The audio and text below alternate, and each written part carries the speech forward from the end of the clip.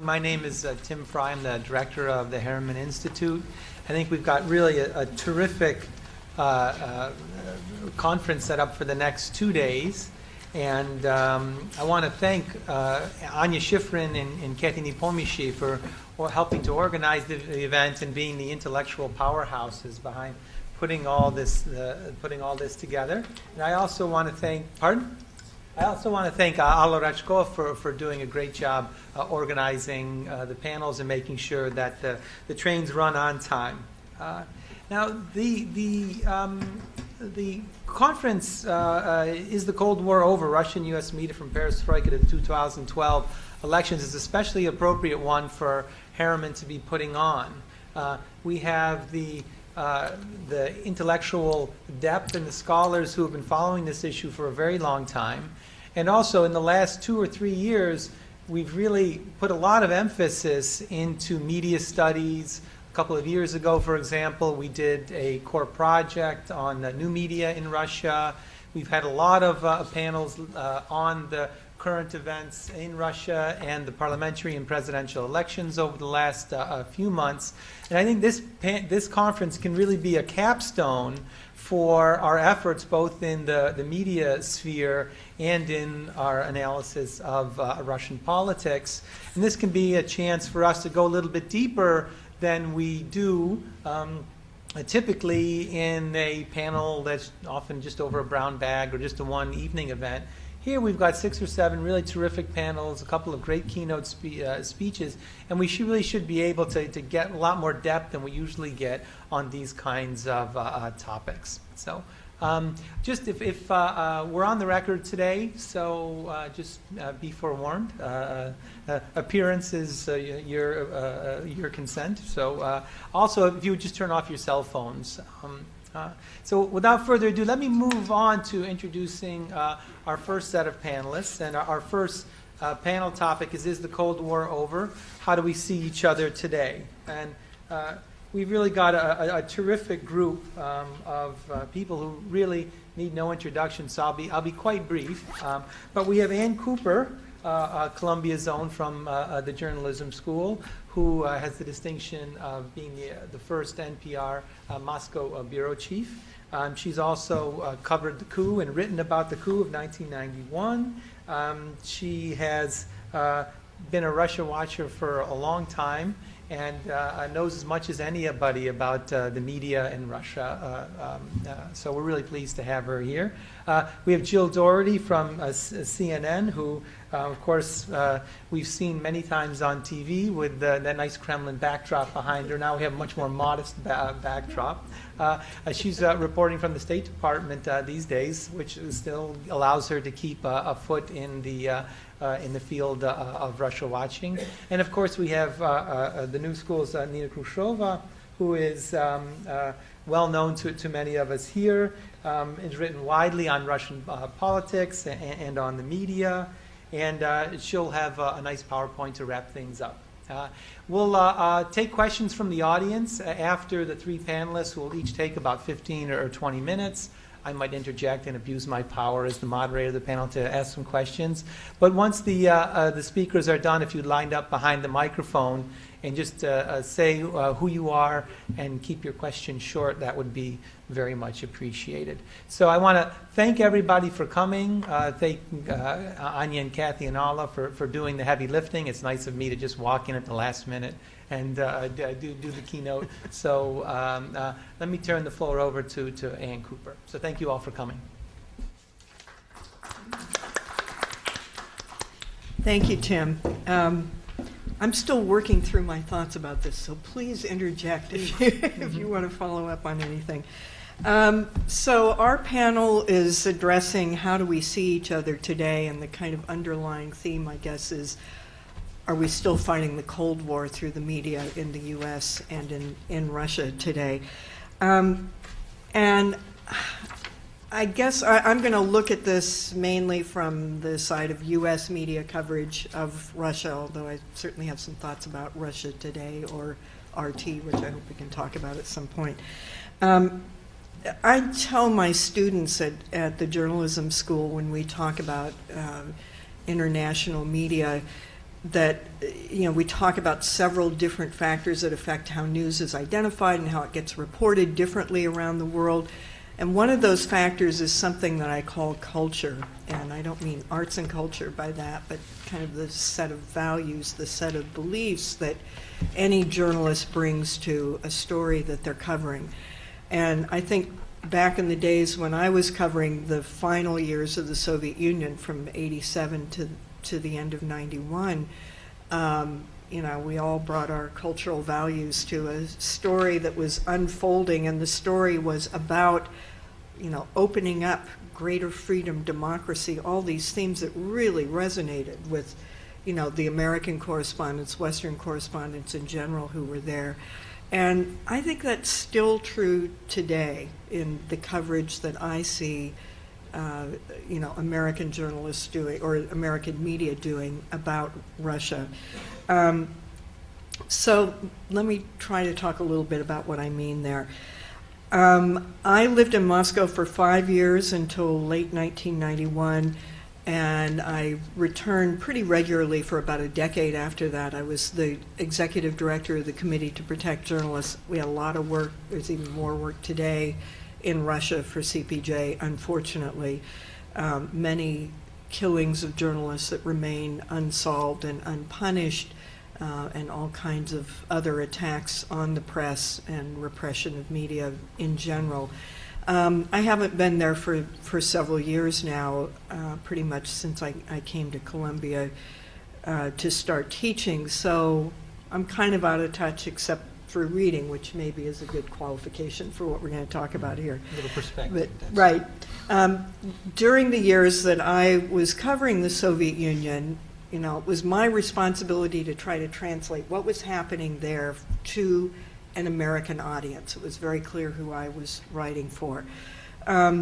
So, I ended up doing things like trying to explain why, when this young gung-ho reporter for Oganyok went to Afghanistan and basically embedded with the Soviet army, why his articles were such a sensation. They talked about what it was like for the soldiers there, and they said, gee, soldiers are actually dying here in Afghanistan. That was a huge sensation in the Soviet Union at the time. Of course, that was Artyom Bodovik's reporting. And, trying to explain to an American audience, why is this such a big deal when, we'd all had the Vietnam War brought to our living rooms on TV. You had to try to make people feel and understand what it had been like to have the media so closed off. Soldiers didn't die in Soviet media until Oganyok kind of blew out the walls and wrote what was really happening in Afghanistan. Another story I remember was about the editor of Argumenty Fakti, who was dressed down by Mikhail Gorbachev for, I don't remember whether it was a specific article or a series of things that the newspaper had done. But, so what's the big deal about being, called by the leader and told, you better start doing things differently? Well, in that case, it was actually good news that Gorbachev had done this, because what he didn't do was to fire the editor, which is what would have happened in the past. Editor would have been gone, never heard from again.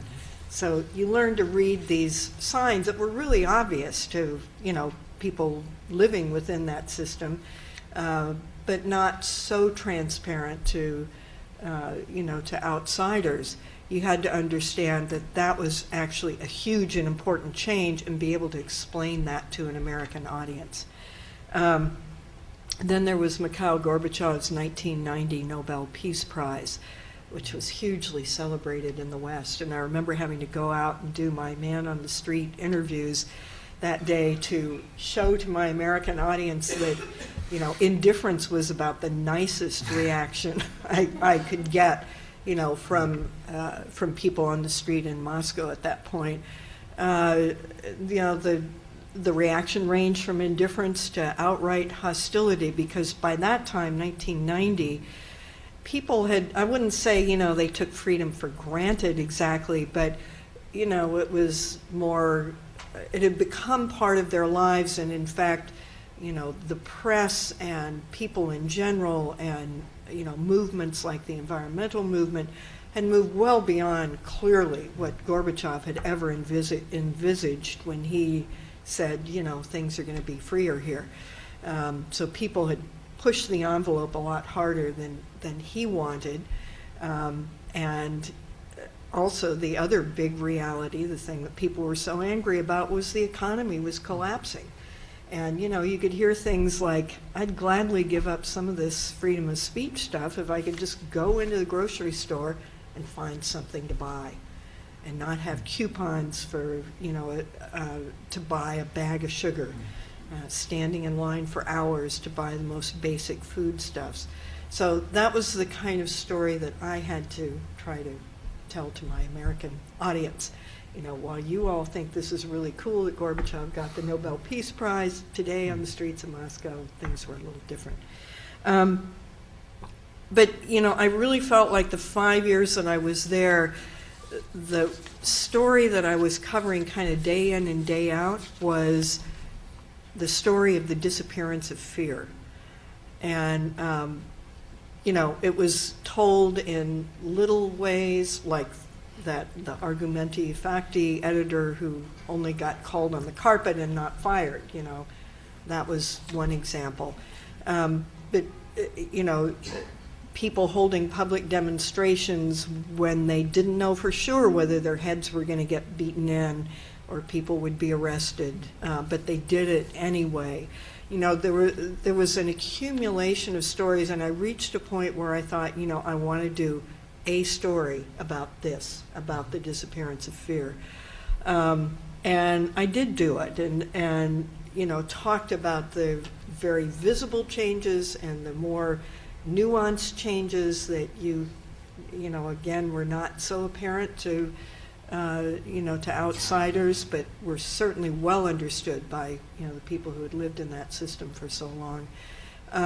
And how just sort of gradually their fear of speaking out was evaporating.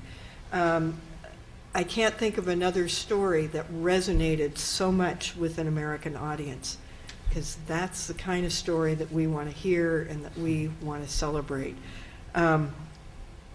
That story ran on NPR, I think, around 1989, so we're talking about more than 2 decades ago. So imagine, a few months ago when I started reading in the media here, again about, protests, the largest since 1991, and, why is this happening now? Well, among the reasons was the disappearance of fear, or the easing of fear. People no longer were worried about, some form of retaliation if they went out and protested, whether a demonstration was was authorized or not. So I'm reading these stories, and of course there's a kind of underlying theme of hope in them. And frankly, part of my reaction was dismay. Why are we reading again about the disappearance of fear? Didn't it disappear 20 years ago? But in fact, obviously I knew that the pendulum had swung back considerably under Putin. TV is largely under state control. Feisty newspapers have, been stifled or grown quiet, and fear had crept back into public discourse. And yet, it still was kind of a shock for me to read about that. That this kind of celebration of finally Russians are standing up and speaking out again. And, so what did that mean? Well, before the March 4th presidential elections, there were all kinds of predictions of what was going to happen. Some of them made at Harriman events. There was, actually, you had some great sessions. One was Putin was likely to win the presidency on March 4th, but on March 5th, people would come out in unprecedented numbers to protest. If you thought December and February were big, wait till March 5th. Well, there were protests, but they were not quite as predicted. Another prediction, Putin may win, but his time is over. Russians have Putin fatigue, and the economy boom that has kept them enthralled with him is waning. We'll see whether that turns out to be true. Or there were predictions like Putin will become president again, but he'll only serve one term, or he may even leave before the 6 years, and he may even leave before 1 year is up. I think I heard that at one of the Harriman events. I didn't. No, it wasn't you. I'll take responsibility for everything that's said. It was a slightly over-optimistic. I believe, who knows? We still don't know. This is all about to play out. Anyway, that's, once again, Russia was a hot media topic. But what was the topic? It was people are in the streets, peaceful demonstrations, yearning for democracy yet again, speaking out in a country that had become rather dangerous again.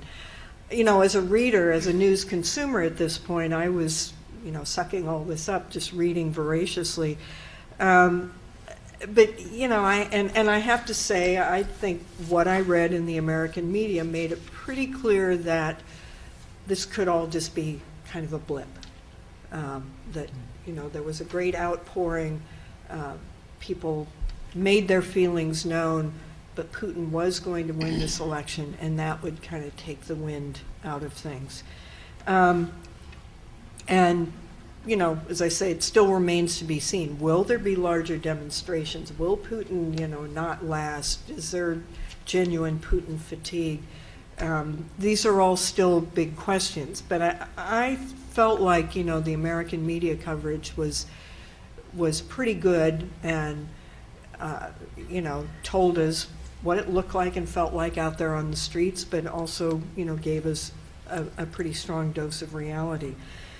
But I wonder whether other people read it in a different way, because I often felt when I was writing from Moscow, like, writing those stories about Mikhail Gorbachev getting the Nobel Peace Prize and nobody in the Soviet Union particularly caring or even resenting the fact that he did, didn't seem to diminish his standing in any way in the West.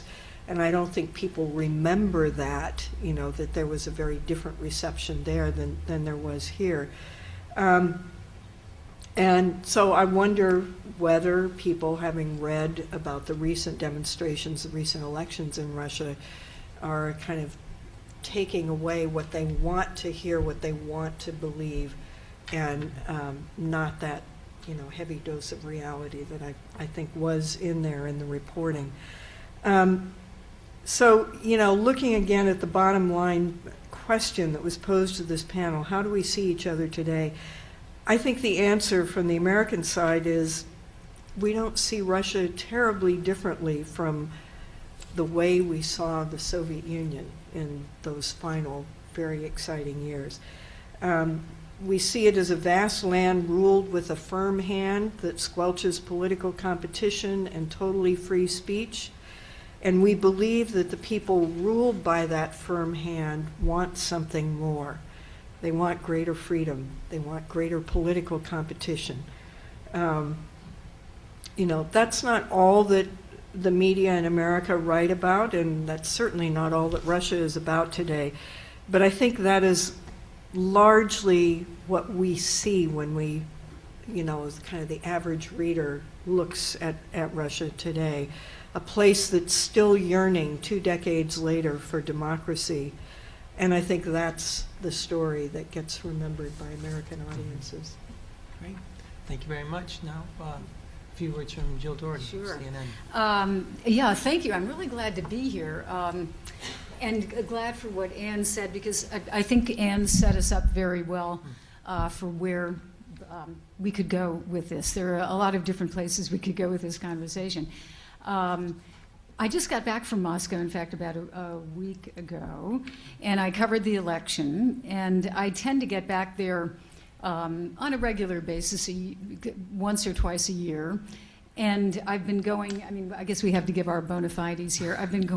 I was a student in 1969, help in Leningrad, then Leningrad. And of course, I was a child bride. I was only about 5 when this happened. But in any case, so it's kind of strange. I thought 43 years ago, how did that happen? But it's an interesting perspective because, now going back and kind of trying to capture the zeitgeist, I think that is the thing I came back with, and I think what we're all kind of struggling with right now. What is going on in Russia? What's going on in the minds of people, and what kind of people? And I really, if we try to winnow this down to how we see each other today, I think Anne makes a really good point. And I would agree that, unfortunately, the image that we have, not only here of Russia, but there to a certain extent of the United States, is still a Cold War image. And the problem is that if you were to look at the Cold War image in kind of an advertising fashion, it's a dynamite story. I mean, it's got, gulags, it's got police state, it's got people who just can't think and they hide in their kitchens. It has, repressive military, it has rockets, it has spies, it has poisoning. I mean, that's why we have this enormous kind of, body of Cold War literature and spy novels that continue to this day. And just a few days ago, I was on one of these interminable email lists of some people in an unnamed company talking about some reporting, and they said, the dissidents in Russia. And I thought, oh, God, Bozhe moi type of experience, which was the dissidents. So I slammed back an email and I said, please don't use that word. I mean, it's, no. The dissidents, like one of the famous dissidents right now, went to Mexico on vacation. To rest from the demonstrations. So I'm not trying to make light of this, but this is not exactly what it was. I mean, I remember Leningrad in 1969, which felt like World War II. I mean, it really did. It really felt like the war had just kind of ended. And it was a tough place. And I did sit in kitchens with my friends, if they even had a kitchen. A lot of them had communal kitchens in Leningrad. And I saw people, talking about politics, but with no opportunity to change anything. So I really don't want to make light of it, but I do think that Russia is quite a different place today. And I came back, I'll just give the headline and then maybe go into it a little bit more. I came back thinking, well, it's exactly as we expected. Mr. Putin was elected president. I didn't think there was much surprise there. Nobody did. But I came back with an oddly a little germ of hope in the back of my mind, having talked with people who participated in demonstrations, and even some young people at a demonstration for Putin. And there is a different mentality. And I do think it means something to say that there are kids right now, running around who were born after the end of the Soviet Union. They do have a different mentality. They can travel. They are not kept, except financially sometimes, in Russia without the opportunity to see what it's like in the rest of the world. There is the internet. And just maybe a sidebar on TV. In fact, we were talking about this before the conversation here began. TV penetration, of course, is very high in Russia. And everybody basically has a TV or more. Now, so it is government, there's a lot of government control, and I have friends who are blacklisted who can never get on TV. They'll never get on TV. But that doesn't mean that the younger generation is sitting there watching TV. I mean, a lot of them are on the internet. I mean, that's where they live. They don't live in TV land. And I mean, here in the United States, a lot of my friends who are, dare I say, intelligent, don't have TVs either. And they seem pretty well informed. I mean, what they do is, you go to websites. And that's what a lot of Russians are doing. And as far as I know, maybe somebody can enlighten me, but I don't think that Russia is clamping down on access to websites. People can get around the internet quite well, and they know what's going on in the world if they want to. The biggest danger now is kind of co-opting people, or the kind of bread and circus approach that you see on TV.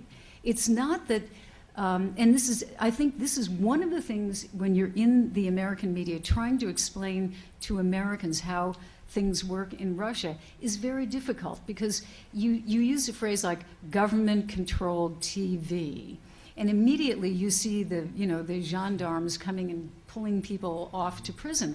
It's not really like that. Government-controlled TV a lot of times in Russia is reality shows that look just like American reality shows that are stupid and mind-bogglingly idiotic and popular. And so instead of what happened, let's say just a few years ago, people would watch these reality shows, forget about politics, enjoy themselves, and say, oh God, at least now we have some money and we can go and travel. So people were bought off. Now, what feels like it's happening, and I will kind of go out on a limb here a little bit, but I do believe that there are some, especially young people, but not always young people, who are looking at things in a different way, that they actually have an idea that maybe they can change something. It is not the kind of Jeffersonian, let's have democracy. It's more like a friend of mine who is an academic who was in Russia used this phrase, and it has a profanity in it, so I will not repeat it. But he said, It's allowed. Please. well, I will use, it's the F word, but he said, if you want to sum up what a lot of the kind of people who went on the streets are thinking, it's back in September when Vladimir Putin said, surprise, I'm running for president, and Mr. Medvedev is not running for president, that people kind of said, what the? Wait a minute, was this all fake? Was there no, like some people actually thought that Mr. Medvedev could do something. There were a lot of people who felt all of a sudden, the wool, let's say the clouds had parted and they could see what really was going on, and they felt insulted, used, and angry. And when you talk with people, what was the one thing that changed? It was brewing, obviously, but what kind of coalesced all of those thoughts? It was that decision, that announcement by Mr. Putin that he was going to run again. And it's not really Arab Spring. There are shades, I think, of Arab Spring. That's another subject. But they really felt very abused by that and deceived, I think. So that fueled a lot of the anger. Now, trying to explain this, I want to kind of bounce back and forth and this, try to keep it short, but trying to explain that to an American or Western audience is a little difficult because it's subtle. It's not these black and white Cold War things. Oh, the masses yearning to be free. Oh, they want democracy.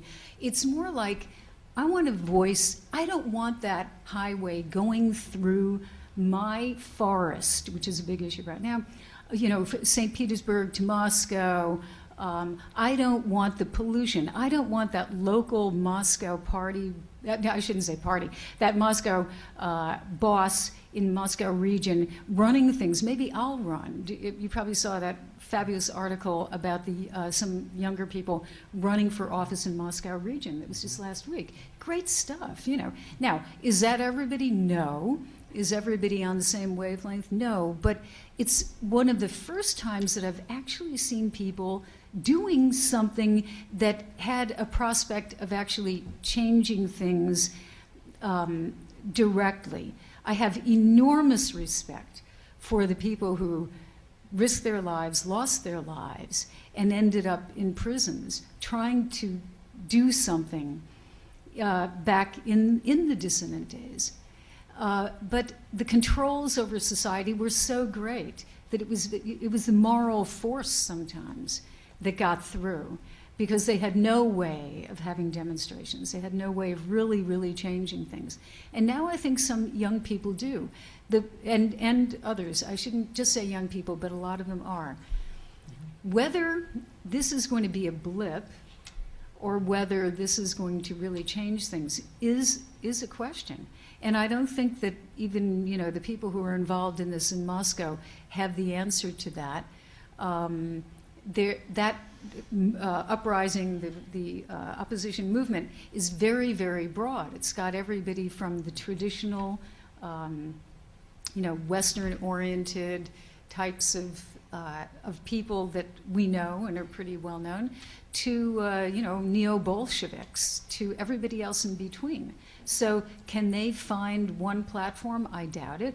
Can they find one leader? Maybe eventually. There's some who seem to be emerging, but I'll tell you one story. The first night I got to Moscow, I was invited to a little get-together, and one of the people who was there said, the last time I got together with some really, really interesting people here, it very quickly devolved into a fight, and I hope that won't happen here. So lo and behold, in typical Russian style, within 2 seconds, everyone was screaming at each other, and nobody agreed with anyone, and it really turned into a great knockdown, drag-out debate, which was fun. But that, I think, is one of the problems of the movement, which is, Russians sometimes like to fight with each other, and unfortunately don't always get things done. But that's not to say that things aren't changing. And the means for that change are growing. I think it will be difficult for Mr. Putin to publicly really crack down on this. Cracking down, yes, you can arrest people, but now there's so much reporting by people in the streets with, Ustream and blogs and live video, that it would be very, very hard for anything to happen without the rest of the world seeing it. Now, so I talked a little bit about how Americans see Russia, and I just quickly want to talk about how Russians see America, because I think that is important. There still is, in the same Cold War, and kind of almost post-Cold War view of the United States, that the U.S. is a country that throws its weight around, wants to tell the world what to do, has no sensitivity for anybody else's views, is totally fixated on helping its business people survive and succeed in the world, and takes no hostages. This is it. It's war. And it would probably take over Russia and steal its natural resources if it could. And that mentality really is out there, especially among some in the leadership. It continues, and I think Russians play into these same images of the United States that we play into about them. I don't see, there's no easy bumper sticker paradigm that can take over for the Cold War, and I don't see anything as quite interesting, sexy, spy novel-y to replace it right now. It's just not. In fact, if I have said to friends, I don't think of, I think one of the biggest differences between the Cold War and now is what's the ideology? In the Cold War, there was an ideology that was actually worked out in books, communist ideology. What's the ideology now? Make money, succeed, get there before the other guy does, internationally or whatever. And that's not, it's not bumper sticker. It's not easy to explain. And so we search around for different paradigms. But I know we're all victims of these novelistic images. They're in my mind, Cold, vodka, Leningrad, Banya, people following you down the street. I mean, it's all, I have the movies in my head. And I think a lot of Americans do too, and I think a lot of Russians do. So I think it's going to take a while for that to go away. It'll probably be always a literary genre of Cold War.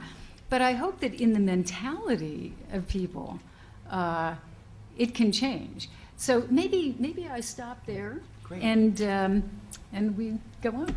Great. Now we'll hear from Nina Khrushcheva. This is good. We've got a little tension between the first two presentations. That it's always the moderator. Thank you very much.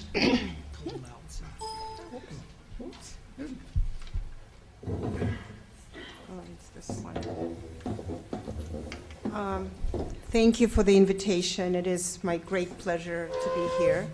And interestingly enough, I'm going to speak right off what Jill Dougherty just said about the image and symbolism and how it plays out.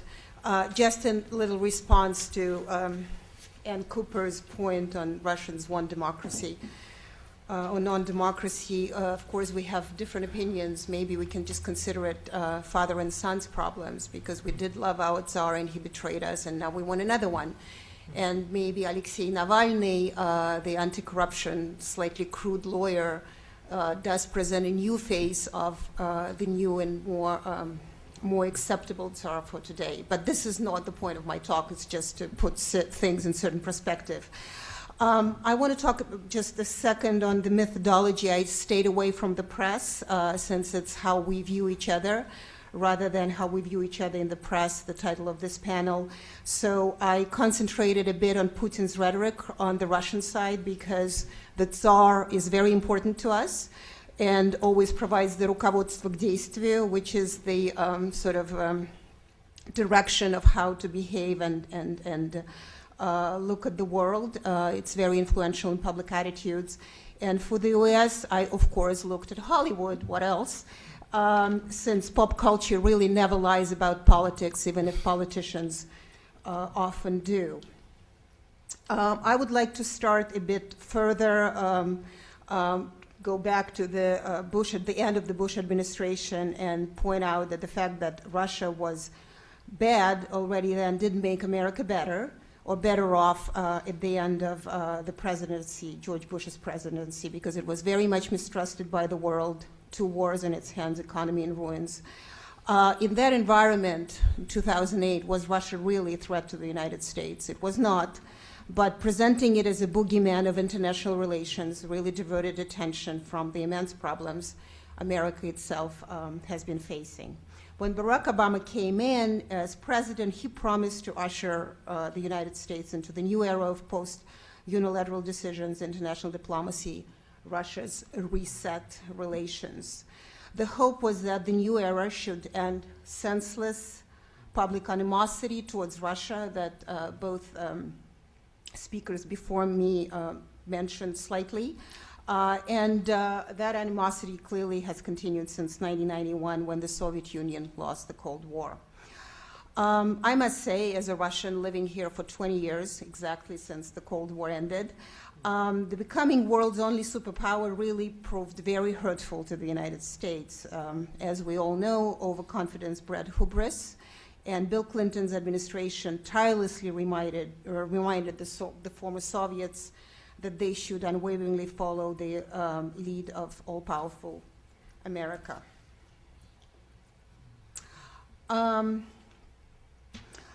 Despite Yeltsin's post-Soviet effort to please the victorious United States, 1997, I mean, they've been instances, but 1997 really was a big year for the Hollywood anti-Russian sentiment, when, of course, as always, valiant Yanks face off against the Russian evildoers.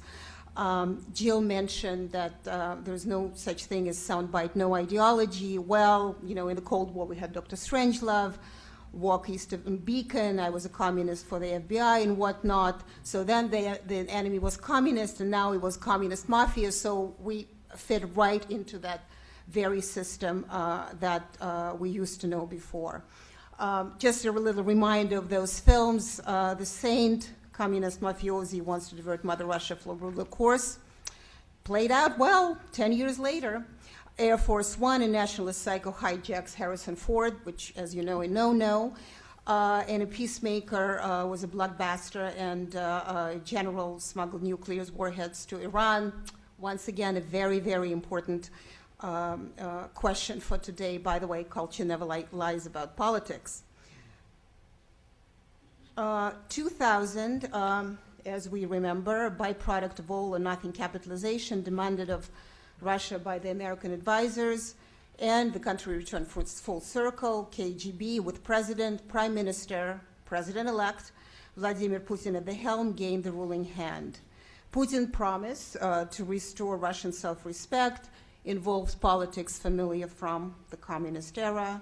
Dishonest oligarchs, as you remember, were jailed. Irresponsible press, and I use Putin's words, irresponsible press, was clamped upon. Neighboring countries were pressured by rising oil prices. And as bad as it sounds, in the 2000s, or at least early 2000s, still, this didn't really make him the world's worst guy. However, the US culture was already preparing us to what Putin would become, a full-blown oppressor. And in the mid-2000s, the ads, which is the lowest common denominator, as well as the elaborate Hollywood interventions, cemented the widely accepted view of the hard-faced and combative Russia.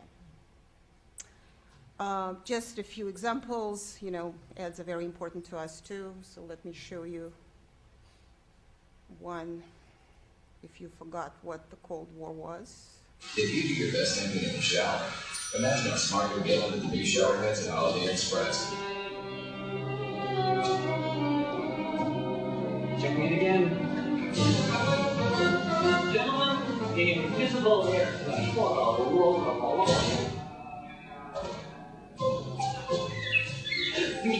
No, but I did stay at Holiday Inn Express last night. Stay smart. Stay at Holiday Inn Express. Okay, so good for him, clearly.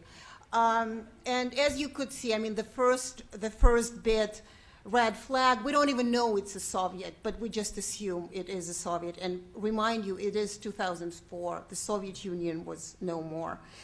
Another example that I have is from a Golden Compass, when, you know, reality really betrayed us in sort of after 2003 and later. And everybody wanted to get back to a fairy tale, Harry Potter, Golden Compass, what is this, The Lord of the Ring, you know, all these things that should take you away from reality. So 2007, and here is the enemy as exactly as we know it.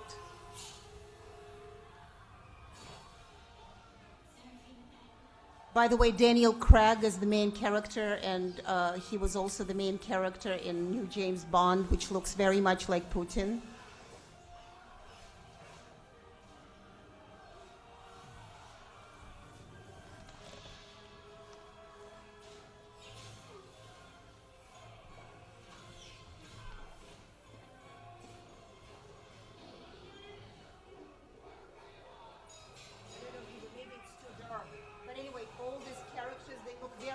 Like Rasputins. There's a whole bunch of Rasputins running around, screaming in Russian, which, by the way, has no subtitles, so you either know it or not. You just imagine that must be the dead Russian.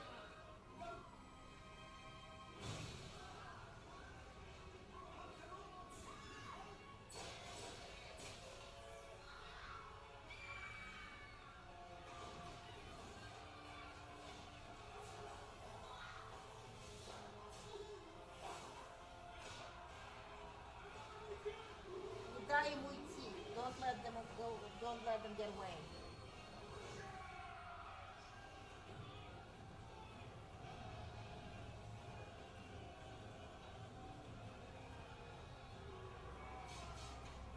Ura, of course, you really cannot have anything without Ura in Russian. So, oops, how do I take it off? Sorry.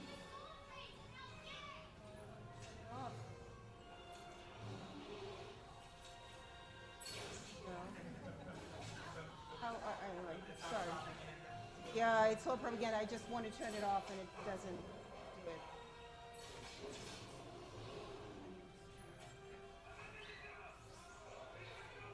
There it is. Thank you. Yes, because I didn't mean to show you the whole clip, although it's as fascinating as it may be. Okay, so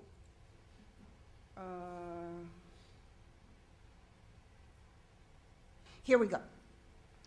So what I was trying to say is that we've had worse characters than Putin. Pervez Musharraf, the ex-Pakistani westernized president, under whom the Taliban regrouped in his country. Afghanistan's alleged Democrat Hamid Karzai, who presides over arguably the most corrupt government in the world. There's Hugo Chavez, of course, Mahmoud Ahmadinejad. There are problems in Greece and Hungary. And, of course, my favorite character, so I cannot really go without it. U.S. itself used to boast its perverse constitutional theorist, the former Vice President Dick Cheney, Dr. Strangelove of the 21st century. So, just let's look at things in perspective. Russia certainly doesn't need help to become authoritarian. However, Putin's anti-Western rhetoric and his worsening anti-democratic behavior started flaring up mostly after Cheney's famous 2006 remarks in Vilnius about the Cold War and how damaging actions by the Russian government is to and affects relations with other countries. So please observe the evolution in Putin's talk right after that. Before 2006, or in 2006, he was still saying we were building ties with our Western partners and we won't return to the Cold War. In 2007, he already was talking about the flow of money from abroad, which directly interferes with in our international affairs, compared it to the era of colonialism in its fake civilizing role and how now spreading democracies of the same kind. By 2009, when the Obama administration hit that reset button, Putin's Russia, which never takes criticism, Western criticism particularly lightly, was already on the authoritarian course of no return. And after the December 2011 parliamentary elections, which were talked about before, Putin really gave up all his decorum and alleged, of course, that the hundreds of thousands of protesters are stooges of the United States. You can imagine how expensive that is to fund hundreds and thousands. After this month's presidential elections in early March, he proclaimed that the defeated opponents intend, and it is again a direct quote, intend on destroying Russia's statehood and usurping power with the support of the West. We all need a good enemy. Clearly, for Putin, it's the West. But for the U.S., reset or not, culturally, Russia continues to fit, and I think the previous speakers talked about it, to fit the bill as terrorism. The current threat is too amorphous. Osama bin Laden's death really didn't provide much relief from actual fears. Arabs as enemies, very politically incorrect. I have to give a lot of credit to the Chinese. They make an excellent adversary. Which of course is translated in Hollywood, but that was not my subject for today. But at the same time, China is a bit too baffling for a simple us versus them confrontation. You know, Jet Li is an interesting character, Kung Fu, capitalist posing as communist. It's a bit confusing. Also, don't forget, China produces American toys, medicine, everything else, leaded, tainted. We can't live without it. And of course, it holds much of the US dead. Russia, on the other hand, remains a distant land of ballet, bombs, and Brothers Karamazov. I came up with this bees myself. The Cold War mystery indeed has defrosted, but the familiarity of the threat remains very conveniently alive. This is as of 2010, so we are in a new decade now. With Putin hanging on, it's really official. Russia is the bad guy. And these are just last year's few examples. Mission Impossible, Limitless, Tanker Tailor, Soldier Spy, X-Men First Class. And once again, there is the same formula of, Russian Soviets want to take over the world. I particularly like X-Men. The Cuban Missile Crisis is being re-examined in an interesting Hollywood formula and whatnot. So this is just very, very few examples. With the example that I'm particularly interested in is 2010, Salt, directed, by the way, of Philip Noyce of the Saint. Same conspiracy theories, long-term plots by the Russians to become totalitarian, yay, and become and destroy America.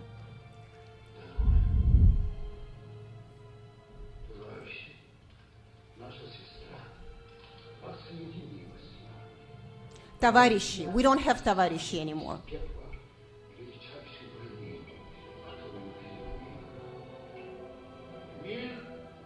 Please pay attention to the Russian hat. We all need symbolism that are very clear. And once again, no subtitles. You just have to know it. Jill mentioned vodka. You can't live without it. There would be vodka, of course.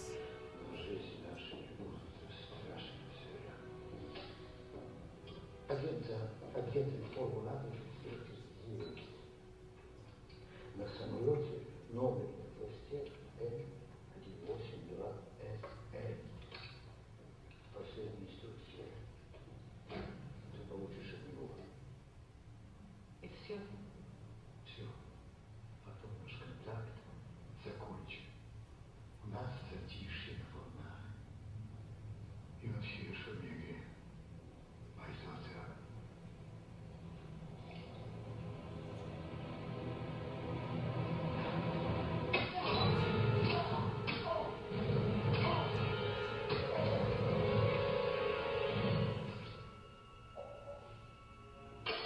Here you go. So all very familiar from the past, and those who didn't understand or didn't hear the conversation quite well, it was that Russian former communist spy, evildoer, whatever. He was talking about the final ending of the long war.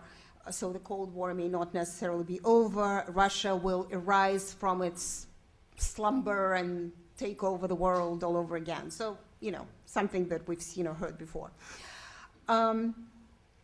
So what has made Russia such a great enemy for the past 2 decades was that unlike Afghanistan or Iraq or the USSR of the old, you really didn't need to worry about this, not that Russia was really attacking America. But as Putin's next 6 very questionable years, we talked about this, how will it play out, gets more threatened by the growing public discontent, his riot police gets more assertive, the Cold War may move from the realm of Hollywood and political conversation into the realm of confrontation, real confrontation. In a pointed move, Dmitry Medvedev, who arguably doesn't matter, but still, just promised to counter U.S. missile shield with Russia's own by 2017. Not that Russian policies are ever coherent. So to offset that, last week Russia offered NATO the use of the Ulyanovsk air base for refueling on the way to Afghanistan. And just would like to note the irony, Ulyanovsk is the birthplace of Vladimir Lenin, who is probably turning in his grave. That is going to be opened up to Western enemy. And some experts say that the apparent change of heart is because Putin's desire to now turn away from his anti-American electoral rhetoric and return to more normal cooperation with the West, perhaps, but Putin's rhetoric has been around since early 20s, so may not. Another change of heart, though, Russia, who, as you know, was very adamant that Syria should continue the way it is, said that they will support Kofi Annan's UN proposal to resolve the Syrian crisis. But whether Russia decides to go more Western or less, or whether the US continues its reset, if the last 20 years are any indication, negative rhetoric affects policy and cultural stereotypes influence politics. They may work for the national constituents, but can provide harmful in international relations. Thank you.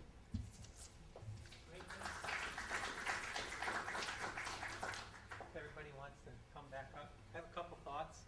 I'm glad that you mentioned SALT, because I actually had some cognitive dissonance because I saw this movie on the flight back from Moscow, and I think it was 2011 it must have been, and it's truly a terrible movie and bombed at the box office, and there's kind of updated version of the Manchurian Candidate. Okay. But can I just also say that it has Angelina Jolie, so it all doesn't matter how Angelina horrible Jolie. it is. Right.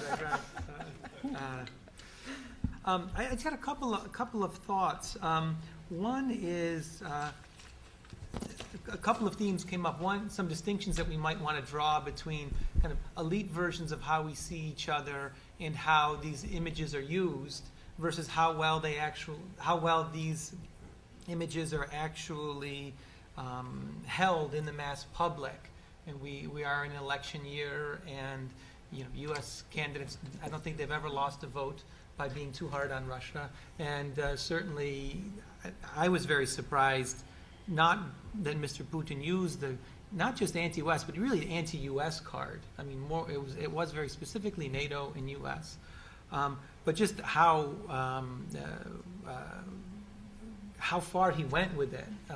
His victory speech was really the opportunity, I think, to say, as often in these cases, we've had lots of disagreements, blah, blah, blah, but, I thank our opponents for running a fair race, disagreements with the demonstrators, but no, there was none of that at all. It was really driving home the point that his base is now those who fear the U.S., the groups that have not gained from economic reform. It's not the ones who are on the demonstrators. They've made their choice and sided with the West. And I think that's in a kind of an important shift in Mr. Putin, who previously could draw support from a lot of these urban-based groups that were doing well under the economy. So I think there is we want to draw some distinctions between the political use of these images and evidence about how deeply these are held among the mass public. We also might want to draw some distinctions between how these images are used in culture or in economic policy versus how they are used and how they are viewed in other areas, such as national security policy, where it seems that is still a red button issue that politicians can push and get a reaction, whereas I think in other dimensions, talking about Russian or U.S. culture or Russian or U.S. economic policy, that conjures a very different set of images. And also, I want to talk just very briefly. I think it was very helpful for Nina to bring up these comparisons with other kinds of countries, because I think often we tend to look at how we influence each other in something of a vacuum, or it's simply in how kind of U.S. and Russia view each other without any reference points for how the U.S. views other countries and how Russians view other countries. I did a survey a few years ago where we asked the mass public a simple question where we said, a country, which was either China, India, the U.S., or France, and we divided the sample into 4 different groups. And we say, the first group got this question: China has just passed legislation making it easier for Russian goods to enter China. Do you support changes in Russian law that would make it easier for Chinese goods to come to the U.S.? So basic reciprocity between Russia and China. And then we asked India, another 25% of the survey respondents, we said, India has passed legislation making it easier for Russian goods to enter India. Do you support changes in Russian law to make it easier for Indian goods to come to Russia? And we did the same thing with the U.S. and with France. So here what we were trying to do is just change one word in this question about whether the country that has just done you a favor by making it easier for your goods to come into the country, how willing are you to support policies that support reciprocal changes? And what we saw was that when we used India or France, around 52 or 55% of respondents said, yes, I would be glad to let their goods into the country, seeing that they've just done us a good turn. The U.S. was only 45% supported that policy, and China only 35% supported that policy. So I think that they're really, when we want to tap into these kinds of images, we should remember that politicians have a repertoire of countries that they can choose from. And I think it is an interesting question why 20 years after the end of the Cold War, these images still seem to play well in U.S. And in Russia. So that was just my quick thing. I also want to say, for the people covering Russia, you guys have like an impossible job.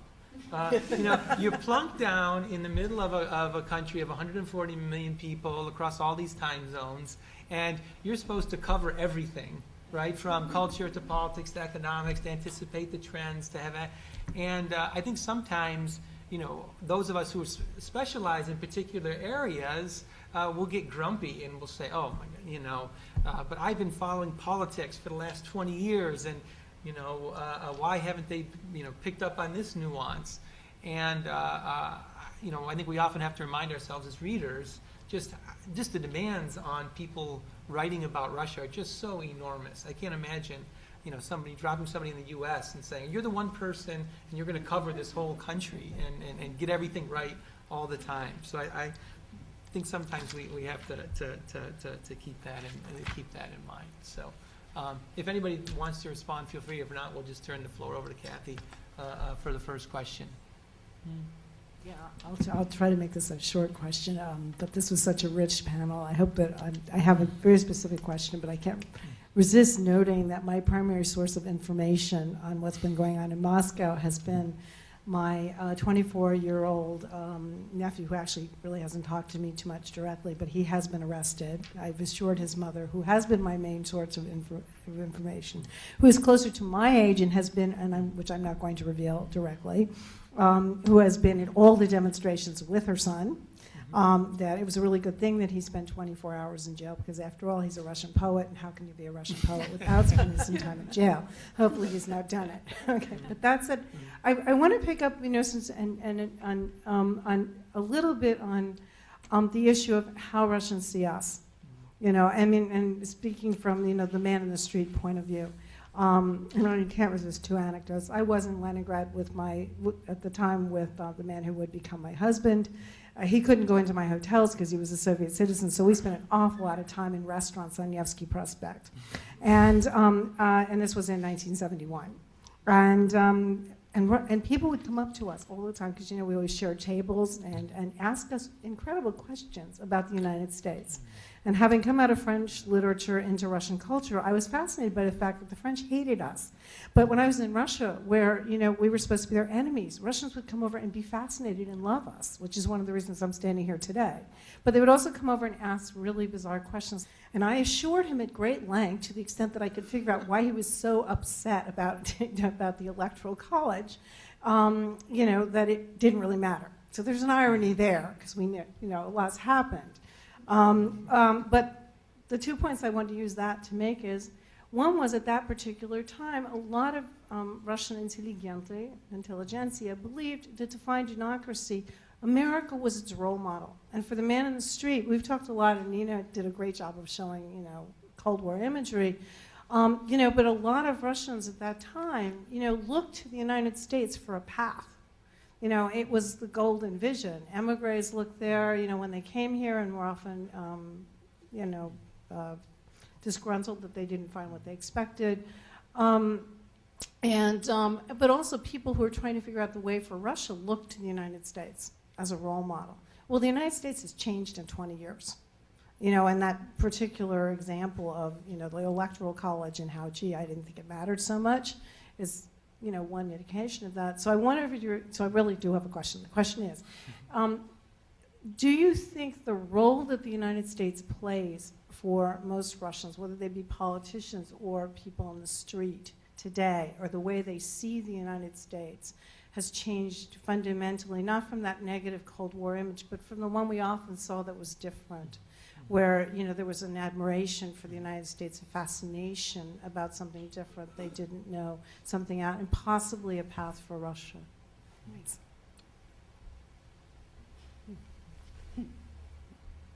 Anybody? I'll say something. Oh, good. I mean, just for lack of any ideas. No, I think it has changed, and I was trying to put myself way back, in that early period, and there was this kind of, the phrase "u nas luche" came immediately to mind, which was, it's better here, it's better in our country, which they kind of believed, but they didn't really believe, because they thought that, it has to be better, it can't be really as good as they say, and yet a lot of people knew that it was better, and it was freer and economically better. Now I think it's a combination of things, and I think it does have to do with Iraq, Afghanistan, a lot of the incursions that the United States has made around the world, is that they're not as naive. Number one, Russians are not cut off the way they were. So they have a more nuanced understanding. And I think they probably have an understanding in a more practical way, which is the United States would be a great place, let's say, for my kid to go to school. It would be a great place to have a vacation. It would be a great place to have a house in Miami. In practical ways, it's a great place. Now, it is also, many think, still this kind of rapacious country that just wants to gobble everything up or tell the world what to do. So I think there's kind of a duality in it, and it's more realistic, I think, than it was. There was in the old days, a more idealistic idea, but based a lot on the lack of knowledge and a lack of reality. So it's complex. It cuts, I think, both ways. Be interested in what the other panelists think. I mean, if I may, just to follow up, of course it changed. And first of all, because of the media, you can't hide anything anymore. I mean, when the world became horizontal rather than vertical, that really was the end of that specific perception. But, I cannot really speak a sentence without going back to Dick Cheney, so I have to say that really influenced the universal perception of what the United States can or cannot do, or does not do, because things that they did shouldn't have never been done in such admired democracy, but also the self-righteousness with which they did it was remarkable.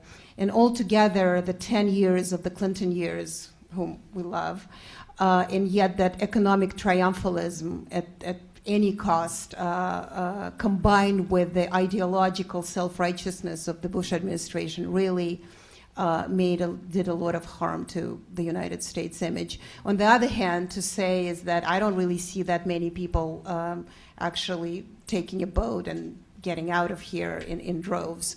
So I think it sort of evens up to a certain extent. Yeah, just one.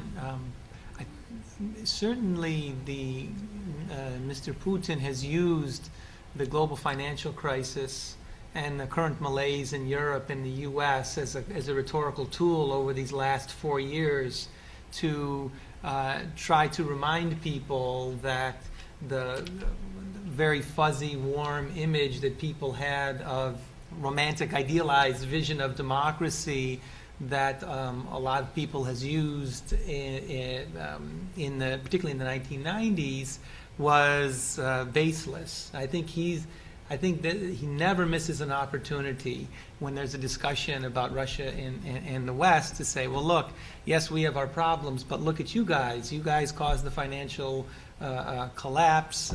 Europe, the EU's about to go bankrupt, and look at us. We've got these big hard currency reserves, and we have our problems, but we're doing pretty well here too. So I think there is this interactive effect, and that's an argument that's probably a good thing to rub off some of the naivete about what the U.S. is like. Yeah, actually, if you would just say who you are. Sorry, yeah, hi, I'm Luke Harding from The Guardian. I very much enjoyed Nina's presentation with its kind of ironic romp through Hollywood, but just to point out that we British are often cast as Hollywood villains as well. It's not just the bad Russians who get that wrong.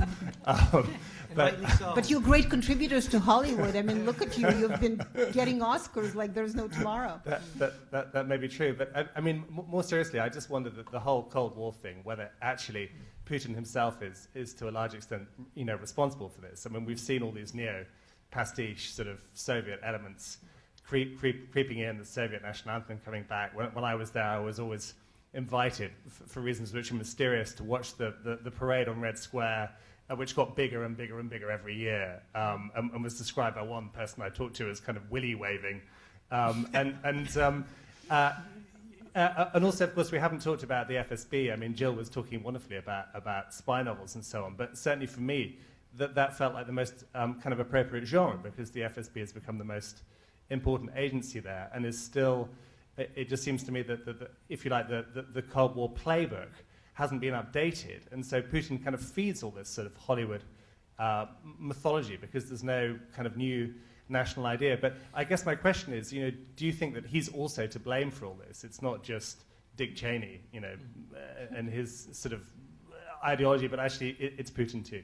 Oh, of course. I mean, if I gave an impression that it's all Dick Cheney, absolutely not. I mean, there's always, first of all, it takes two to do tango, as we know. So they do tango together. And I think it's no surprise that Dick Cheney was addressing Putin, and Putin responded in kind. But the reason I concentrated on Hollywood, because in '97, really, what did we do to you? Why are we always mafia? Why are we so? And I remember I was talking to Celestine Boland, who was a reporter for the New York Times at the time, and I said, well, can we just report on something else because there are other stories? And she said, look, we're all products of the same culture. We report the news, but we also report the news the way our public can understand it. And that's why I showed that clip of the red chess player, just because that's what it is. So absolutely not. I mean, I think it is Putin, and that what makes him, or made him so popular for all these 10 years is precisely because with the United States was that we finally won over that adversary, but for the Russians it was the loss of national identity, the loss of understanding of everything they ever believed in. And so when Putin came in and said, okay, we were a great country, we had all these things. You remember when at the beginning his speeches were reviving the moral fiber of the Russian people. Of course, it was deeply embraced. So because it's easier to, I mean, that's what I meant when I said we all need a good enemy. It was easy, it's always easier to oppose somebody or speak against somebody, so you come out and shine your examples. And I think what Tim mentioned is that Putin used that rhetoric of the United States. I was following the riots, the recent riots after the elections, and smaller demonstrations, but larger riot police that is being sent to Moscow streets and St. Petersburg streets, and following Putin's speeches in that regard. And it was amazing that he said, well, our police does the same thing that Occupy Wall Street does. Why are we criticized and they are not? Of course they are criticized, but and of course it's not the same. But that parity that was so big during the Cold War was really very much embraced by Putin, because it gave him, I think, in his somewhat limited KGB understanding of the world, it also, well, look, he's a smart guy, but he's a KGB. So you cannot take it out of a man ever. In that limited KGB kind of thinking, it gave him an added set of importance, because if you have that huge enemy as the United States, you are important. And then he played it. I mean, in this way, he was quite brilliant. I think Jill made an important point about Russian TV.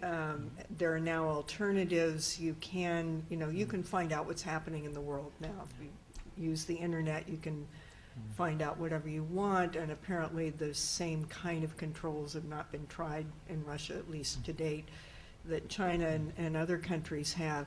But if you want to talk about Putin and his attitude toward the U.S., what he wants people to think about the West and about the United States, look at Russia today. It was created in 2005, so very much a product of the Putin era.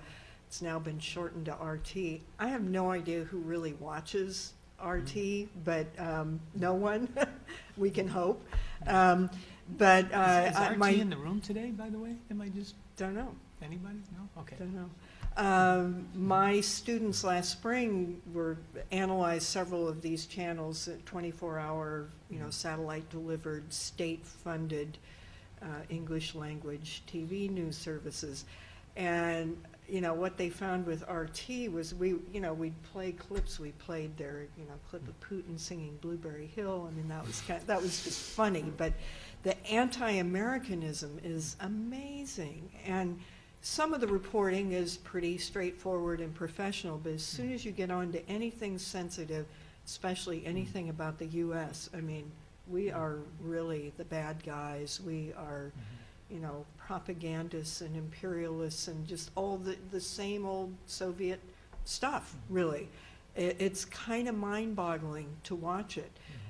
Why does he feel the need to spend, you know, tens of millions of dollars on this service that I don't know whether anybody's watching it or not, but it's really quite amazing. And you know, it's the anti-Western message, but also I think, you know, I think things have changed somewhat since the demonstrations began, but you know, the presentation of Russian politics, forget it, you know.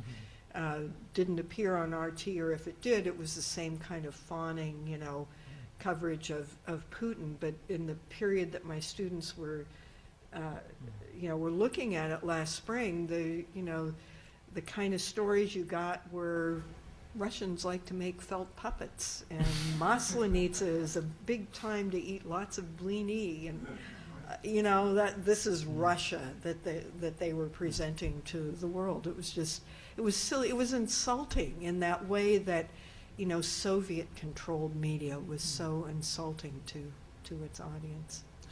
I wanted to bring up one, yeah, please, if anybody wants to go and ask a question, please do. But I wanted to bring up one point about the inserts in the New York Times, these 4-page inserts that have been basically every quarter for the last couple of years now. I've had a lot of people send them to me, people, you know, friends and family who say, Tim, did you see this? And they are very artfully done, I think. There is a certain amount of Blini and Maslenitsa, and but there is also coverage. Navalny's been covered in there. Irina Chirikhova was covered in there. And there's just enough tweaking of the Kremlin, just enough criticism of Russian policies, just enough admittance of the corruption in Russia, you know, the general problems that Medvedev has talked about for you know, pretty openly for quite some time, to give it a base credibility among people who are not paying attention to Russia. So on the one hand, I think that these are really artfully done, and I think they probably, maybe more so than RT, because they're harder to avoid. You know, you pick up the New York. I don't know. Does anybody get the New York Times delivered anymore? I don't know. Maybe that's not a great example. So I think they are skillfully done. On the other hand, you know, the countries that do this kind of strategy are the Kazakhstans, are the Singapores, are some of the nasty regimes in Africa. So it's sometimes I think it's kind of like that slogan when, you know, or the you know, when you go into the washroom and it says employees must wash hands, you know, before returning to. If you have to put the sign up, you know, it doesn't really reassure me that you have to tell your employees to wash their hands. So in the same way that these you know, these countries feel compelled to do these kinds of inserts.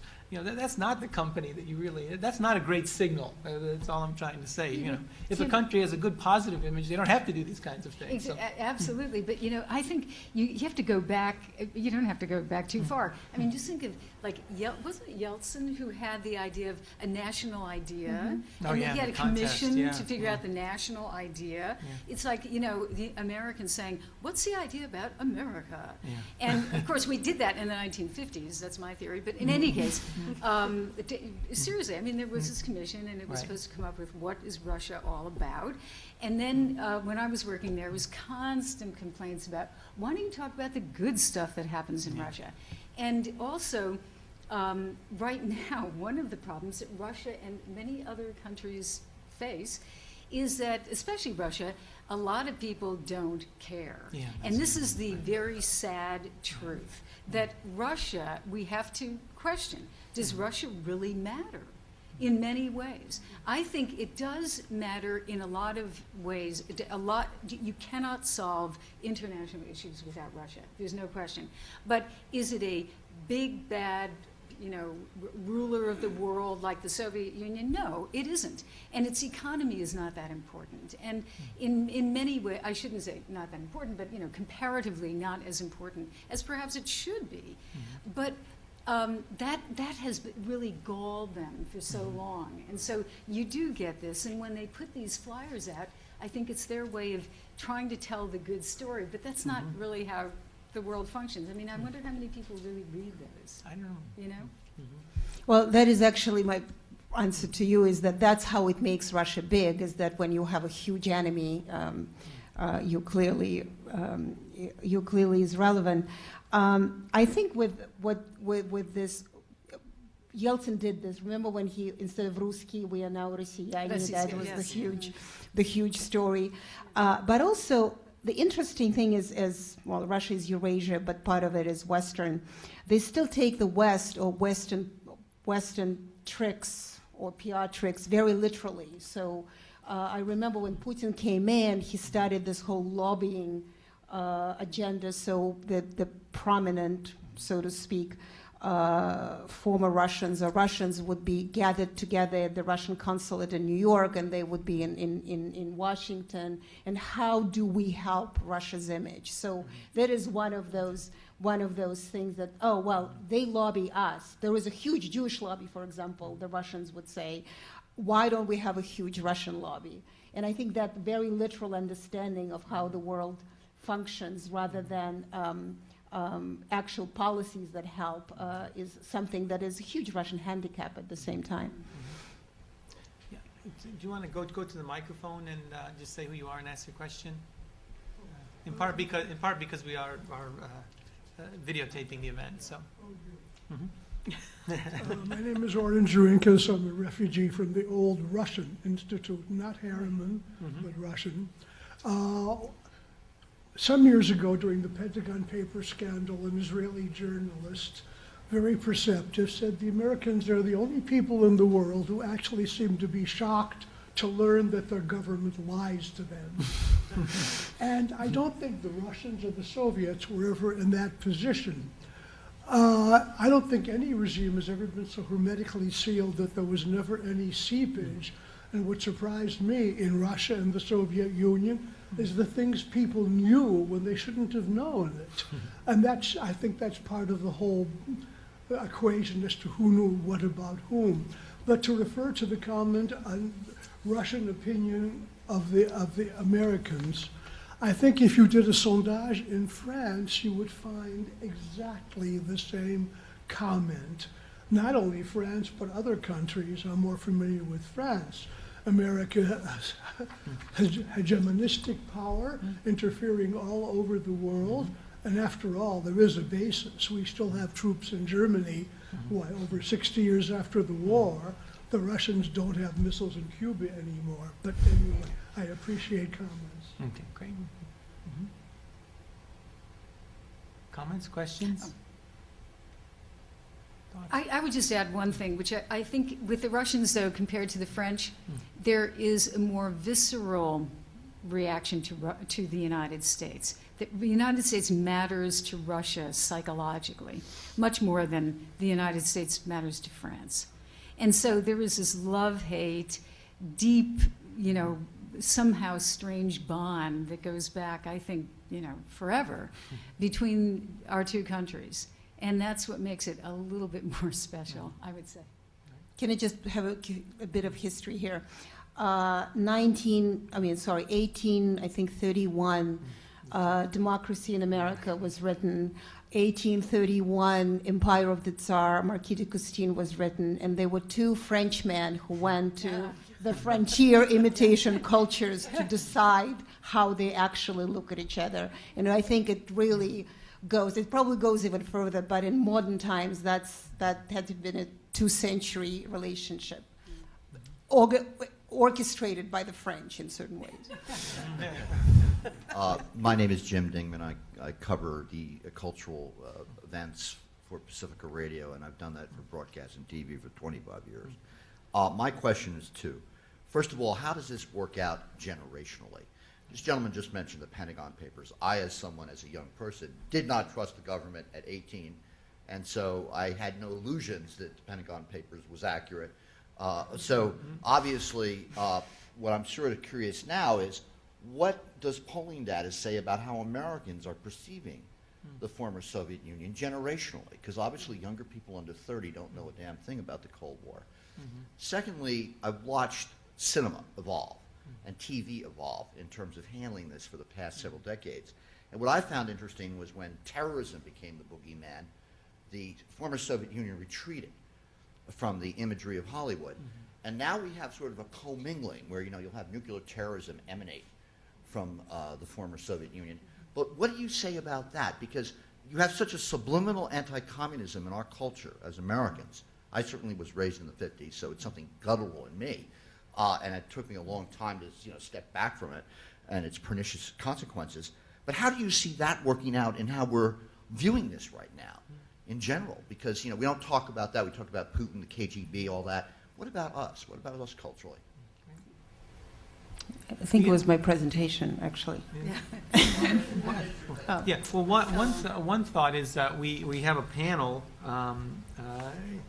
tomorrow from 2 to 4, the New Decemberists, a digital revolution, where we'll hear from a lot of people who were much younger than I am, and who have a very different view of kind of U.S.-Russia relations and in politics. At least that's what I think we'll hear tomorrow afternoon. So come back tomorrow 2 to 4, and we'll give you lots of people who can really speak for themselves rather than me trying to interpret their thoughts. So it'll be more interesting.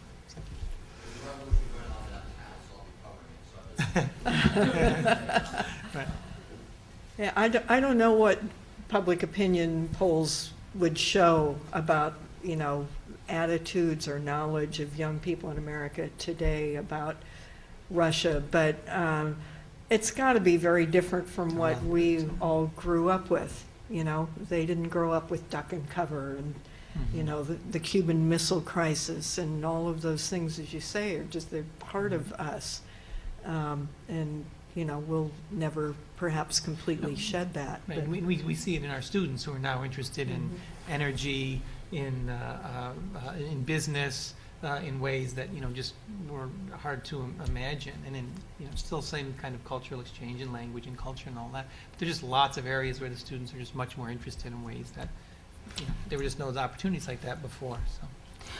Well, this is the Harriman Institute, so there's more interest in Russia, but I teach students at the new school who don't know where it is and what it is, for that matter. And these are the people who are really deeply uninterested in that. In fact, when I start talking about this, sort of their eyes glaze over and they don't want to know. But that is exactly the point. That's why I showed all my clips, is that they don't have to know. I mean, they somehow culturally knows how Rasputin looks. I mean, one of the things that came out, Hollywood is my favorite, clearly. The Hellboy, the Golden Army, not that you would know, but if you have children, you may. There is the whole basis of the film is how evil Rasputin is trying to take over the United States. They have no idea who Rasputin is. I mean, please, who knows? Oh, okay, here you go. Yes, Anastasia. But even Anastasia, it was an older cartoon, so not... But they do like the Tsar's bones, so they kind of slightly knows about those things. Anyway, so Rasputin, the Golden Army, that golden compass, the Russian hat, even those don't know what the Russian hat is, it's still that Russian hat. The red flag, the dour face and whatnot. So this is all symbolism that travels from generation to generation, regardless of what and how you know of the Cold War. Remember Robert Gates, the former Secretary of Defense, when he said that we all miss the Cold War because it was us versus them and there's no better world to understand. Well, it's no better world to understand than that one. Colette Schulman. And I was very glad that you started talking about how culture informs how we report about the other side. And in a way, I'm coming from the deep cultural attitudes and values, because how we think about ourselves, I think, is very important in how we look at another country. And I'm interested, perhaps you might say, in economic and social issues. Nina, about 8 or 9 years ago at the Council on Foreign Relations, there was a series on the Soviet Union, Russia. You spoke, and you said something that stuck in my mind, which was that you thought that Russian culture had a particular predisposition or commitment, you might say, to more equality in sharing the wealth of the society. I immediately thought, well, the Norwegians have had that for some time. So it's true that I remember a very good article that Ned Keenan wrote about peasant society, in which he said that peasant societies always tried to put a floor under the poorest and a kind of roof over the most wealthy, and you might say that communism, in a way, built on that. So my question is, do you believe that still, that anything remains of this commitment in the light of everything that's happened in Russia in the last 20 years, kind of Wild West capitalism, but also in the light of what's happening throughout the world, that we're all searching for a balance in our economies and our society, but in a world in which population is growing and resources are diminishing, and nobody seems to have an ideology, which is the thing that you referred to, Jill, about the Soviet, about Russia now, and I think the same is true of us. So I wonder if, and then you brought the point about elite views and popular views, which is so important. So I wonder whether in the think tanks, in the Russian media, do you detect any comment at all in looking at the outside world, looking at the US, looking at Scandinavia, Sweden, which used to be a model, in a sense, in the Gorbachev years? Do you detect any reflection of attitudes in Russia about this issue of how you share the wealth in a society? Thank you. This is a brilliant question, and probably will take a very long answer, so let me just try to be brief. Well, there was... Yeah, okay. Well, that presentation I did was 12 years ago, so it was pre-Putin, pre-Putin formula. And what I was talking about more is that why Russian capitalism turned into Wild West capitalism, because there was no such thing as individualism, there was no such thing as private property, or even understanding it was that vertical democracy or vertical system, that the Tsar versus people, and I think what we were referring to is to this very idea of the communal culture, which you can call egalitarian or whatnot. I think it's still, I don't know how the ideals are still relevant, but I think the attitudes are still very much relevant. I think that's why corruption in Russia is so rampant, is precisely because with that desire to the system to divide everything, to redistribute and redistribute and redistribute wealth. And since, once again, there is no encouragement legally for the regular competition, people still insist on stealing as much as they can and then go away immediately. I don't think there's any, I mean, I think you mentioned Norway, and I think it's a great example. Norway is small. I think one of the problems that Russia is big, and it's still big. I mean, Medvedev, who was a great contributor to Russian modernization, as you all know. So now, instead of 11 time zones, we artificially have 9. We shrunk. So it's still a huge country, and whatever works in Norway really has very difficult time working in Russia. Also, Norway became a democracy before they discovered oil, so that kind of changes the equation, and Russia never did. So I believe that attitude continues to exist, but because of the new generation coming in and the traveling plays in a huge role, and cappuccino is very important in sort of that kind of very different communal approach. So individualism is growing, so hopefully 50 years from now, well, that's a bad prediction, this thing will change. But just to conclude, the attitudes, cultural attitudes die hard, and society changes very slow. Yeah, if you look at the public opinion data on the role of states in society, I mean, there's still a lot of support for social paternalism as an idea. not always in practice, Right, but because in at the idea. same time, the Russians are saying, the states should provide health care, apartment, out of they're buying flats, they're using private medical services and all these other activities. Dmitry Trenin, I think, captures this beautifully, where he says, in the Soviet period, we had the great, hockey team, Now Russia produces tennis stars, right? So we've gone from the collective team to producing these great individuals. So Alex Sulkin, Voice of America. I have a short question. As it was mentioned today, the main point of the Putin's rhetorics is that United States is the main inspiration and the force which inspires, coordinates, and finances the Russian opposition. But in this typical propaganda finger-pointing, it's noticeable the place of a usual evil, CIA, White House, US President, Zionist lobby, is taken by Gosdep. And why is that? I'm curious, because is it just incidental, or does it reflect any actual effectiveness of State Department in foreign affairs, or it's a direct attack against the US Iron Lady, Hillary Clinton? So, who can answer? Any ideas? I'll try. Okay. Yeah.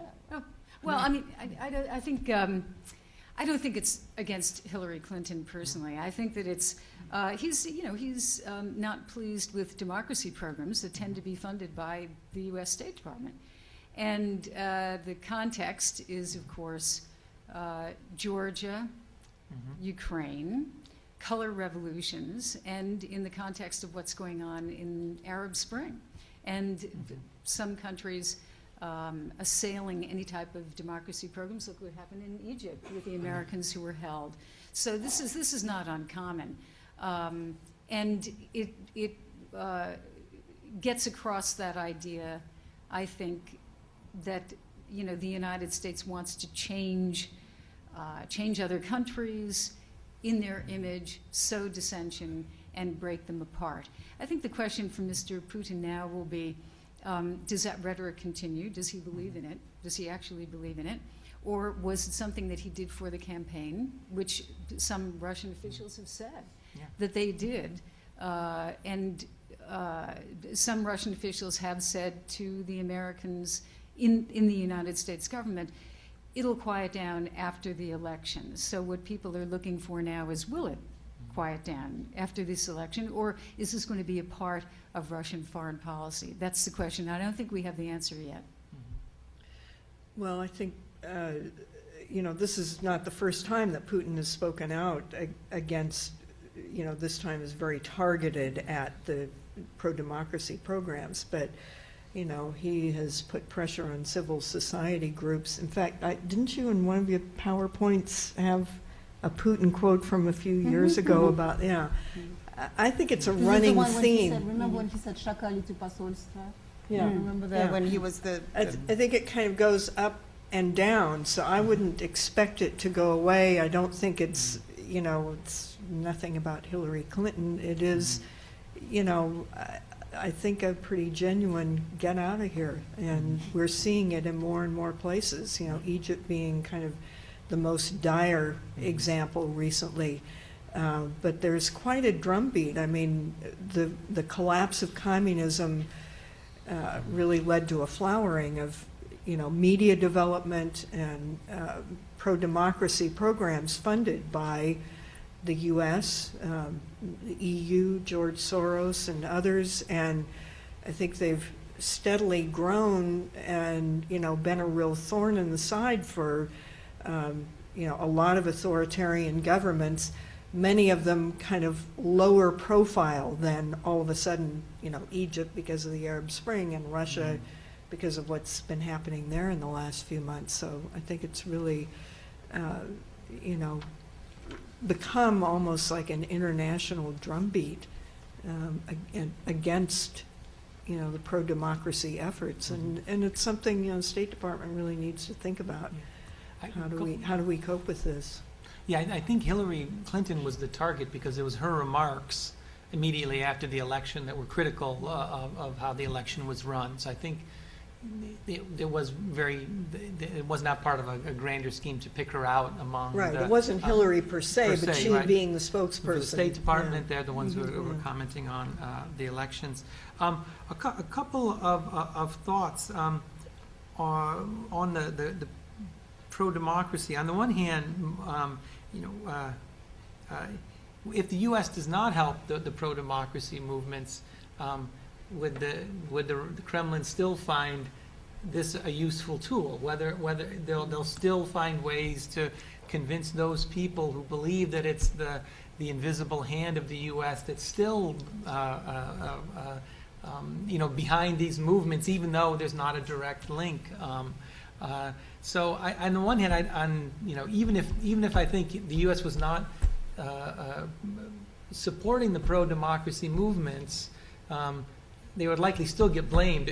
I think Putin that wouldn't matter to Putin, that he would still continue to use that link. So on the one hand, that might justify the State Department saying, well, we might as well do it anyway since we're going to get blamed for it. On the other hand, I think there is a big blowback that happens every time there is any evidence of, and many, goalless, openly states, look, our big source of funding is from the U.S. We don't hide it. There's nothing wrong with that. So if you remove the State Department and the U.S. money, what's left? There may not be enough left for Putin to complain about.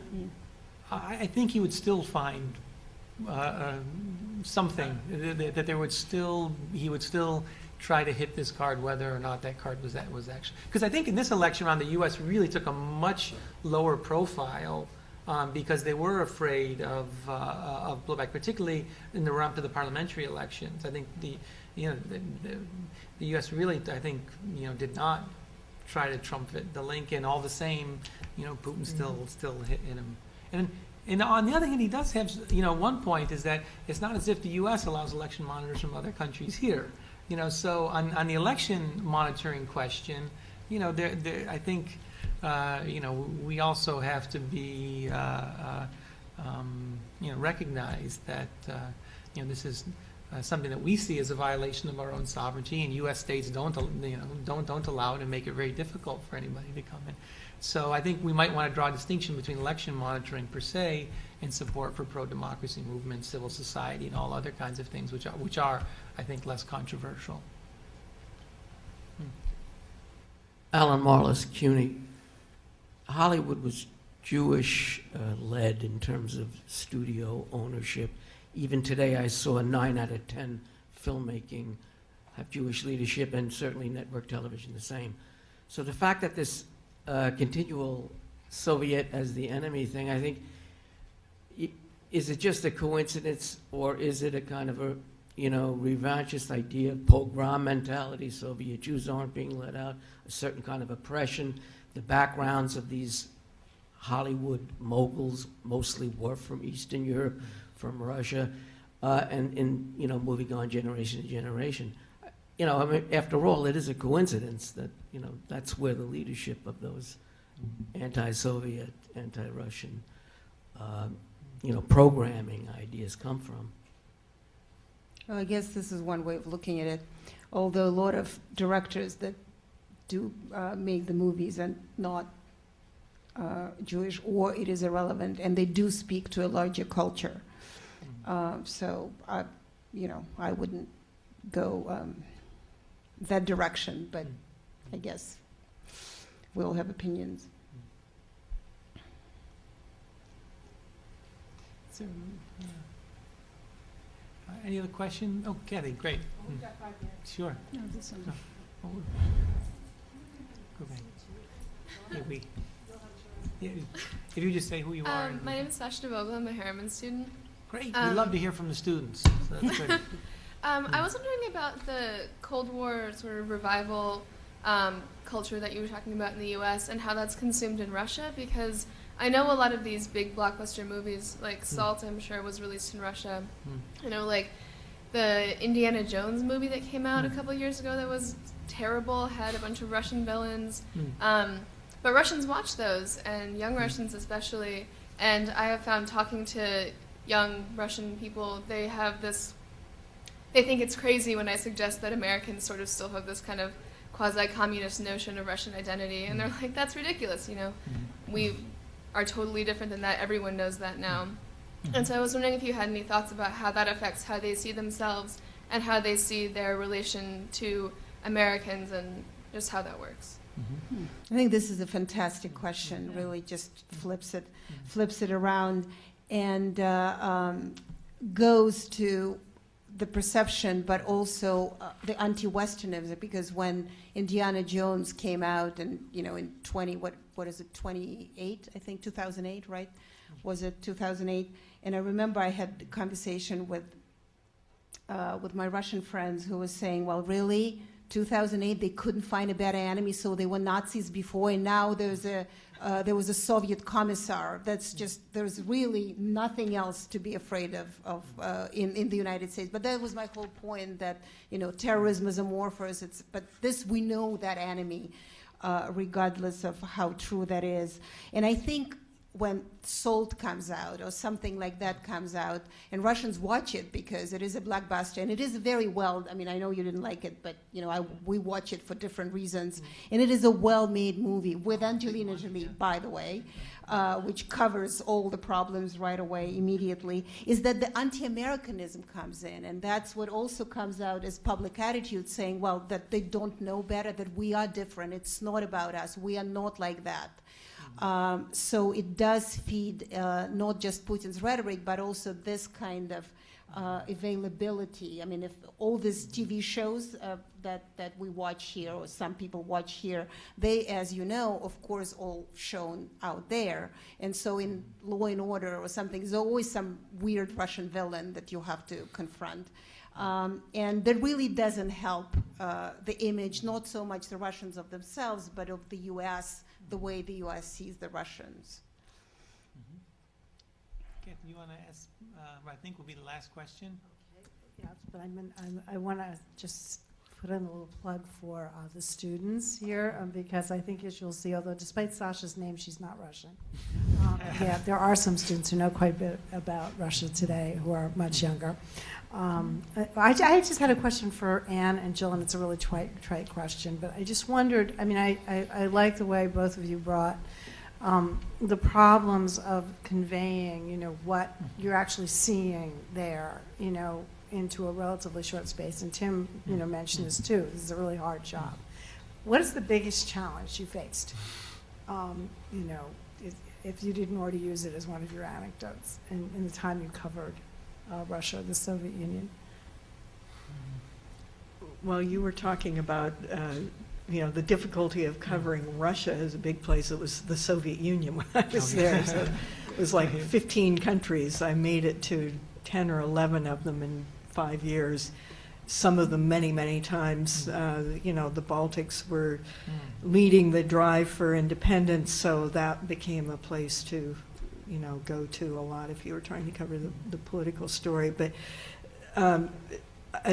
travel, I would say, was in that era was a big issue, partly because there was so much territory to cover. You couldn't cover it all. If you stayed in Moscow, it's like trying to cover the United States from New York. New York is one place, the rest of America is very different, very diverse. So you had to travel. There were travel restrictions. We still had to get trips approved by the foreign ministry before we could leave. The Armenian earthquake happened in December of 1988. We were not allowed to go down there for several days. I remember Carol Williams, working for AP in Germany, flew in on an aid flight and actually got to Spitak before any Moscow correspondent was allowed down there. The pogroms in Sumgait against Armenians, we couldn't go to Azerbaijan for 6 months after that. I mean, you probably could have sneaked on a train and gone down there, but the odds of actually getting there without being detected were very slim, and certainly the minute you started trying to report, you would be picked up and probably thrown out of the country. So, you're always weighing how, what the value of doing things that are against the rules. But travel was a big problem just because you had to do it. There was so much territory. There were restrictions. I think that, for a long time, Moscow bureaus had been not necessarily a very desirable assignment for some news organizations because life was so restricted. And so, a lot of organizations would send somebody who didn't really speak much Russian and maybe not give them much training. And I arrived there just at the moment where it was absolutely vital to be able to speak Russian. And I saw people who couldn't, and it was a huge handicap because not all of a sudden, but gradually and then very, very quickly, everybody wanted to talk to you. I mean, it got to the point where you wanted to deadbolt the door and say, nobody else come talk to me. You'd meet people in Armenia or Azerbaijan or some other republic, and if they got up to Moscow, they had your card and they knew how to find you. And even though there was still a milliman out there guarding the building, they didn't care so much whether Soviets came in. And people would just randomly knock on the door and want to tell you their story. Great, but also difficult to deal with sometimes. I would say, I think, TV is different from radio. TV, you usually have more people, more equipment. You're very, very obvious. So Chechnya was a good example. After the war, kind of in the period between the First and the Second Chechen War, if you tried to get down there, there was always that thing from the Foreign Ministry, which was, you know what, people get kidnapped down there. You shouldn't go. It's not good for you. And they knew. I mean, it wasn't as if we could kind of sneak in there and film very easily. You could get maybe a fixer, or a stringer, I should say, who might be able to get in, a person who would work for you and get video, but that was difficult. But I think, overall, in the period that I worked, which was not, as a bureau chief from 97 to 2005, I was in and out for many, many years, but as a bureau chief, I think it was access to really what was going on in the government. The leadership, they were just, and they remain very non-transparent. It's very, very hard to figure out what's on their minds. And yet they will say, we've got a great story. As I was saying, we have so many positive things. Why are you so negative? And yet to really let you in their thinking is very difficult. So you would talk with people who observe, the government, but it was very difficult to get access. And then the other thing I think, which continues and is now much worse, is that the news hole, as we call it, the demand for news from Russia or even internationally is less and less. So that the news from Russia right now, unless you're looking at a specialty publication or something, who's going to talk about economic news from Russia? Who's really going to talk about political news from Russia?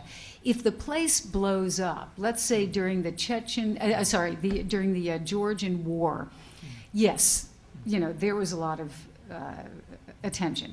There was somewhat of attention on the election. But basically, it's very hard. Bureaus have closed up. It's very hard to get any type of news from Russia. And it's going to have to be pretty darn interesting. And interesting in the news business usually, unfortunately, means negative. So that is the most difficult thing right now.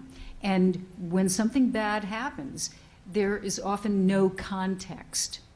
And because we haven't been reporting on a consistent basis for a long time about what's going on. And then all of a sudden, poof, something happens. And that itself lends itself very much to stereotypes. So it's a vicious cycle, I think. Yeah, actually, the point that it's more difficult now to get people from the government to speak in a public setting. It's true for journalists. It's true for think tanks in Moscow. It's true for institutions like ours, where we get lots of speakers from lots of different governments in the region. And when I was a student here, way back in the 90s, we had lots of Russian government officials too. It is more difficult, and I think that one of the things that is coming out of this discussion is this two dimensions: is the relevance question, and is the Cold War paradigm still the crutch that we rely on? So on the one hand, is there just a lack of imagination on our part that we can't come up with some new paradigm? On the other hand, this might not be a bad thing. We don't have a paradigm how we cover Brazil. Big, interesting, important country. And maybe this is some evidence of a normalization of how we see each other, although there's still a willingness to rely on the cliches and the Cold War imagery.